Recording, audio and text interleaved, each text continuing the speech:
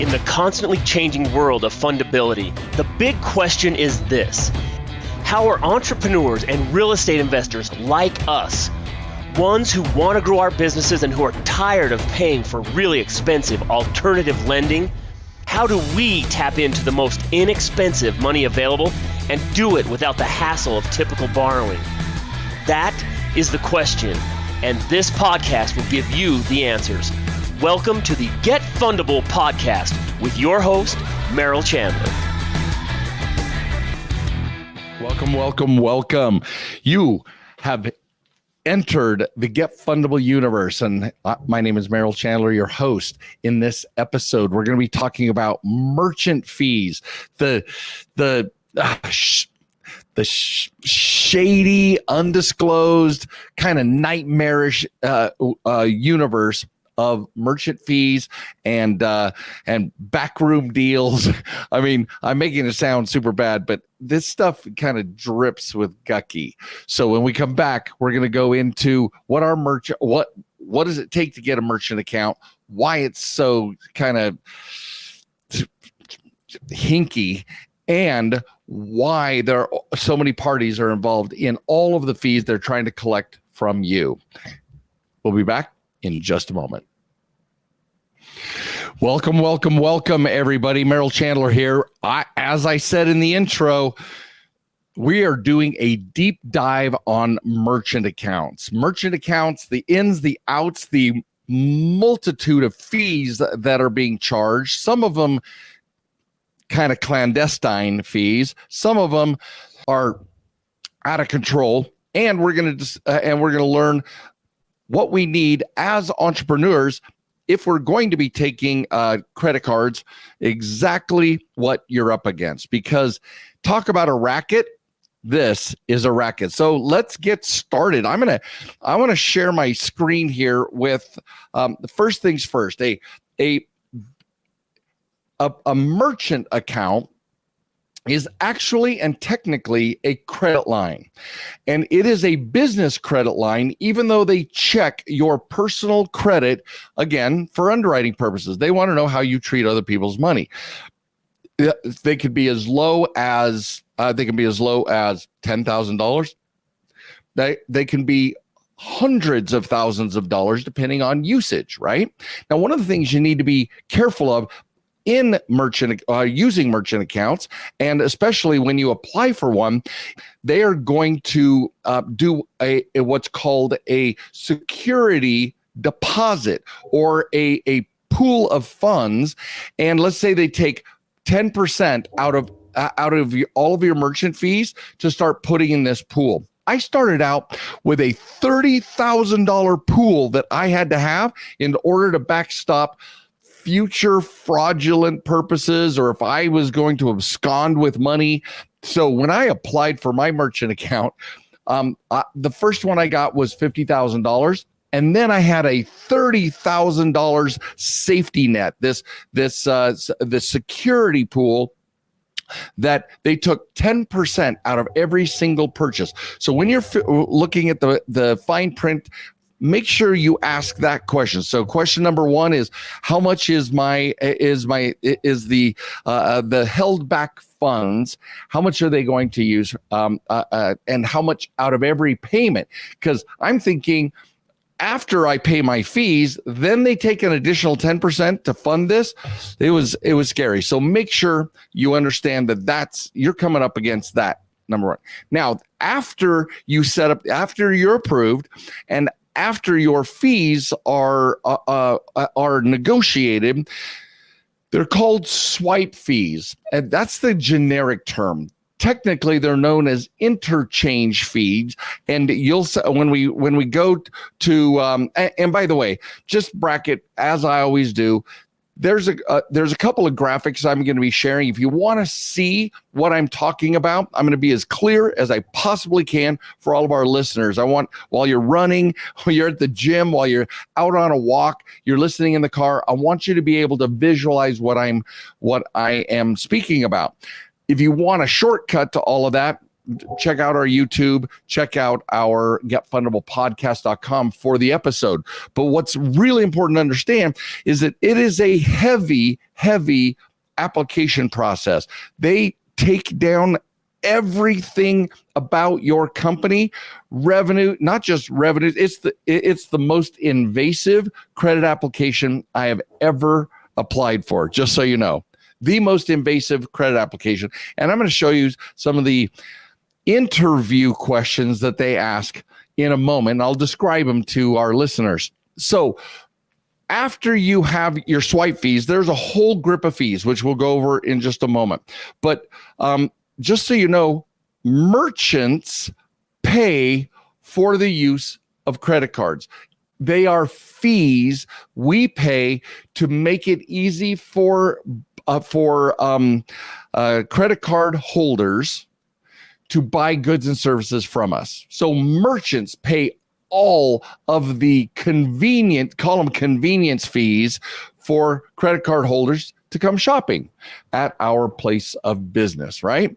So these and merchants pay to in interchange fees. They pay to the credit card companies. They pay to everything in this process. Over $100 billion a year. $100 billion a year is collected from the merchants' fees that we pay to the credit card process. So let's go to kind of what some of these fees are, and I'm gonna go through. For those of you who are watching, I'm going to go through a graphic. I'm going to describe this for our listeners as clearly as I can. But take a look, you guys. First things first, you got a credit card holder. Think of this as a flow chart. You got the credit card holder. You got the piece of plastic, or you're putting it into your website. And the second you hit enter, or the second it's swiped, it goes through the merchant's machine, either the online capture device or the swipe there at the restaurant or wherever you're in person. Now, that merchant then sends the data to what's called a merchant account provider, or in more realistic terms, this is the interchange. And the interchange is a consortium of all the banks who are part of the Visa network, the MasterCard network, the American Express network, or the Discover network. Those are credit card processors. These processors basically do the heavy lifting for the credit card issuer. So let's say you have it. Now, it gets a little confusing sometimes because American Express processes for its credit cards, processes its own purchases. But as a merchant, you have to have a Visa and MasterCard processing agreement. Then you have to have a separate American Express processing agreement. And if you want to take Discover, you have to have a separate processing agreement for Discover. You can have three Visa, MasterCard go together, they're a consortium, but you have to have 3 agreements to take those 4 types of credit cards. Back in the day, I didn't even bother with Discover, so I would say I would take Visa, MasterCard, and American Express. Today we do, but it was too much of a pain to get that one as well. If you can qualify for one, generally speaking, you can qualify for all of them. Now, the credit card issuer, it gives the piece of plastic to the credit card holder, but the act of processing the payments, that is all these interchange processing consortiums under the umbrella of American Express, Discover, Visa, and MasterCard. Now, swipe fees. So 3 to 8% of every purchase goes to the credit card issuing bank. Now, here's what's interesting is that the credit card issuing bank, these guys don't mess around. Processing fees cost more significantly more for rewards cards, points cards, miles cards. They'll charge more because banks want to they want to subsidize the cost of your points miles that you're getting, or that your people are going to be getting. So here, what's fascinating is that you're paying for people's flights to Jamaica or Mexico or Hawaii, wherever they're going on vacation, using their points. You as a merchant are paying for those flights because these premium cards, these rewards cards, cost more when you process them. Next, then it goes to the credit card processor, Visa, MasterCard, Discover, etc. For those of you who are looking, that's number 4. We go from the credit card holder to the merchant with the swipe or the data entry into the web or the credit card information on your phone. The merchant account provider, that's the person who actually you've engaged and got the credit line with. You don't get the credit line with Visa, MasterCard, or with the host bank or the credit card issuer. You get it. It's a credit line that's issued by the credit card account provider. So some of those fees go to Visa, MasterCard, the processor. Then the merchant account provider charges either use fees, like every transaction can be 20, 30, 50 cents per transaction. And they can charge, and there's a setup fee for the payment gateway who sets you up. So now imagine the amount the merchant account provider works under the umbrella of Visa, MasterCard, American Express, and Discover. The credit card issuer charges that 3 to 8%. Then Visa and MasterCard are the processors, and they authorize these payment gateway banks or third parties to collect the data, because Visa and MasterCard, American Express, and Discover don't collect the data. It's the network is what's under their umbrella. Then monthly and per transaction fees are charged by these merchant account providers. That's how they make their money. And then these payment gateways, these account providers, authorize representatives to go out and market. So if you get, there's dozens and dozens of merchant account marketers. So, but that's how low they are. Visa and MasterCard do not market their own processing. They leave that to the payment gateway or banks and third parties, and then these third parties then have sales reps out there. Some of them are individuals, some of them are entire organizations. But it's 4 layers of fees and contacts down from the credit card issuer. When you're trying, when we've had to research a payment or whatever, it's been a mess trying to find who do I talk to. And then we'd talk to the payment gateway and they'd say, I'm sorry, we can't talk to you. You got to talk to your rep and send your information to the rep, and we'll talk to the rep, will talk to us. So we sometimes don't even have access to the people who have the data we need to fix a problem. It is a racket, you guys, straight up racket. And to make things even more confusing, Wells Fargo can be its own authorized representative and its own payment gateway, process it because they're a member of the Visa, American Express, Discover, MasterCard network, and then be the credit card issuer as well. So that's when they're capturing all the fees, is if you get from Wells Fargo or any one of the banks, BB&T, PNC, US Bank, all of the big tier 1 and tier 2 banks also have their own merchant account offers. But they also have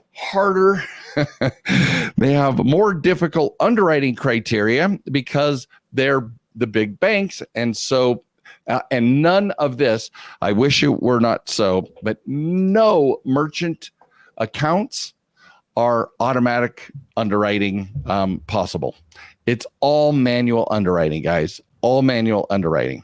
So swipe fees are split into every one of those areas, but know that they include monthly fees, per transaction fees, percentage fees, and setup charges. Now, another way that they add insult to injury is that they may charge extra fees if somebody does a chargeback, and a chargeback is where you go to the credit card company instead of the merchant or the retailer or the service provider and say, hey, these guys ripped me off. They didn't give me what I asked for. That's called, and that goes under investigation, and there's dispute processing charges. And then if there is a chargeback, an additional charge there. It is a nightmare. So to go through this really quickly, the cardholder goes through the merchant collects the fees or processes the data from the card. Then it goes to Visa and MasterCard to as kind of a clearinghouse. It goes to the issuing bank. The issuing bank says, yeah, we're checking their credit limit. We're checking their how responsible they are, how close to zero they are, all those things. And if it says yes, that is they're good to go. What they have that much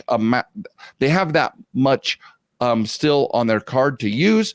Then it goes back to Visa and MasterCard, American Express and Discover, the processors, to say, yeah, this is good to go. It goes back to the merchant account provider, and then it goes to the merchant saying, yes, you get, we're going to take out the fees, but we're going to deposit that money from the cardholder's account into your bank. It usually happens within 2 to 3 days is what most credit card processing outfits are able to do. Now, we can't get into all the subtle nuances of both the representative relationships, the payment gateway relationships, the actual consortium of all the banks that are under the umbrella, allowing Visa, MasterCard, American Express, and Discover to process their accounts. And one of the things I've shared this before under a different context, but these banks, these issuing banks, the credit card issuers, sometimes switch processors. One of our clients came to us saying, Meryl, I don't understand what's going on. Wells Fargo is co-branding their credit card with American Express. And I went to the Wells Fargo website, and what was actually happening is that Wells Fargo, on a particular credit card, they do Visa, they do MasterCard on some instruments. On a particular credit card, they were having American Express do the processing. So instead of going through Visa or MasterCard to process, whenever you use this particular Wells Fargo card as the credit card issuer, they were going to be running those fees, that fee process, the collection and distribution of funds through American Express. So any logo that's in the bottom right-hand corner of a credit card is the credit card processor, and it is their family, this interchange consortium of parties, sales reps, payment gateways, and processors. All of them are under one or the other of these processors. Whew. That's a lot. Good news, bad news. First of all, you need to be fundable as an entrepreneur, small business owner, real estate investor. You need to be fundable because they're going to pull a personal credit profile and evaluate your borrower behaviors. It is manually underwritten, at least so far. They're manually underwritten, but you need to have a really good, meaning your profile needs to be legit, because and the scores tend to be higher requirements because the fundings are so much higher. They'll fund $150,000 credit line, which is different than a $10,000 credit card. So you got to be dialed.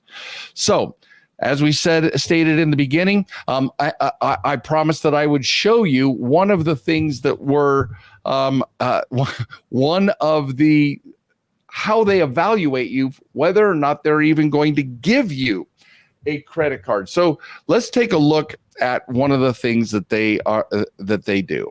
All right. So for those of you who are watching, you can see this. I'm going to read for our listeners. I'm going to read to you some of the questions and the subtitles that they look at. First of all, it's build and maintain a secure network and system. So this is the evaluation of you as a company owner. Do you have a secure network and system so that they can trust you to collect this data? Our firewalls and router configuration standards established and implemented? Is there a process to assure that the network diagram is up to date and complete? You have to provide a network diagram in the funding approval process. Is a firewall required and implemented at each internet connection? I mean, this is crazy. Is inbound and outbound traffic restricted to only the pertinent cardholder data? Meaning, do you collect 12 different pieces of the card information, or only 3? The card number, the PIN, or the 3-digit code on the back, and the expiration date, right? So there's all manner of things that are being evaluated. They say, are your system configurations what happens when you get a new system? How often do you update your systems? Has all unnecessary functionality such as scripts, drivers, features, subsystems, file systems, and unnecessary web servers been removed from this part of the process? So we had to get a consultant to help us with our setup in order to be able to take credit cards. Now, one thing that merchants have kind of gotten, including myself, if somebody wants to subscribe to us or our subscriptions, we pay for the fees. No problem, no harm, no foul. If an individual wants our coaching, and it's happened so many times, they're like, Meryl, I want to use American Express. I want to use a credit card to pay for your coaching. I'm like, awesome. You're going to cover the processing fees because I love you and I'm not going to pay for your next trip to Hawaii. So call me what you will, but I pass along those fees because they're just arbitrary. They don't have a process where they say where a borrower and the retailer merchants, the service provider pays half and the cardholder pays half. The merchant pays for everything. Well, most people don't know about this. I do. So I negotiate with my future clients saying, I'm happy to do a pain-free, cost-free version with an ACH, auto drafts, other types of payment modeling. But sometimes I've split it if someone's doing just a huge package of coaching. But I want you, the client, to be responsible if you're using a credit card today. If it's convenient for you, I want it to be convenient for both of us. And so that is one of the things that where I have made a stand for my business, because like you now, I know what's going on in the background. And if somebody is trying to charge me 8% because they want extra miles, then we get to have that conversation. So we have covered the very top of this. We have covered probably the important 40% of the details, because each one of these stages, the sales reps, the payment gateways, the consortiums, Visa, MasterCard, American Express, Discover, and the credit card issuer, there are nuances and additional agreements, fees, charges that go inside of those. I've given you the kind of the big picture of what they are, and so that you know when you're looking to do a credit card, with one of these purchases, this is what you're going to be up against. Now, if we're going to talk about merchant accounts, let's talk about Stripe and PayPal and a couple of other groups. Stripe and PayPal basically go on, especially Stripe. If you're not in if you're in a qualifying business, and we've talked about different types of business that are not qualifying. If you're in a qualifying business and you're collecting what's called in person. There's CNP, which is card not present. That's online, etc. But the fees are lower if you as a human being have that card and are swiping it through a mechanical device. But Stripe has made a huge impact on the merchanting space, because it basically said, we'll let you do whatever you until you do us wrong. Especially if it's the cards are present and you're not in an offending industry. So those, and so if you're looking for a merchant account, Stripe, PayPal, those types they kind of lean in to you as the borrower, but they definitely don't have pre-authorized. They don't have pre-authorized credit lines. They watch and they measure your internal performance data to see where you're going. It's kind of like using a charge card. What is the monthly amount that you use? And all of a sudden, if you're used to using $7,000 a month, and all of a sudden you charge $40,000 a month, they're going to cut you off and want to do an audit. So there are pros and cons to all of these systems. Be sure and speak with. When it comes to the sales reps, et cetera, you're looking for someone that you can trust, someone who's going to be transparent, someone who's going to walk you through all the fees to know what you're up against up front, because every one of these people on the back end get paid bank for having you as part of their, to use network marketing, downline, right? If you're part of their downline, they're making money hand over fist, collectively over $100 billion per year in these 3 to 8% fees. This is Merrill Chandler. Be sure to like, love, share this to any of your entrepreneur friends, your real estate investor, anybody who's considering having a merchant account or taking credit cards. Please share this with everybody. Rate and review. It's also being broadcast live on our Get Fundable page and our YouTube channel.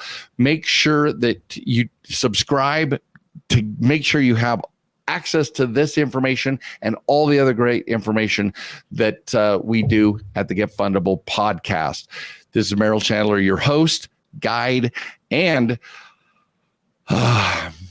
your fellow sojourner on this crazy journey in the world of merchanting. I will see you next time. Thank you for listening to the Get Fundable podcast. Please leave comments, because Merrill would love to read about your aha moments from this episode. And be sure to visit getfundable.com to read our blog, get important links, join our community, and much, much more, like ordering Merrill's tell-all book that is changing the world, The New F Word. And you got to tell your friends about this podcast, because we want them to get fundable too.